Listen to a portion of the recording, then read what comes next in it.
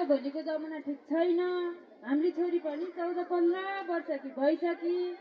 गाउँघरतिरको कुरा सुन्दा त मलाई टेन्सनै लाग्न लाग्यो नि। मैले सम्झाउँदा टेर्दिनँ क्यारे। तपाईँले नै सम्झाउनु है तपाईँको छोरीलाई।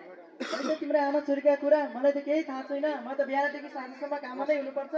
व्यस्त हुन्छु, त्यस्तो केही थाहा छैन मलाई। हेर्नुहोस् है, भोलि गएर छोरी केही गरी बिग्रिहाली भने मेरो टाउको खान पाइँदैन नि फेरि मैले भनिदिएको छु। ल हुन्छ। टचरहरू मात्रै दिइरहन्छन्। यस्तै त हो नि, शारीरिक मानसिक रोगी हुँदै गएको छु। दिनको दिन कहिले के हुन्छ कहिले के हुन्छ, म त खत्तम भयो भयो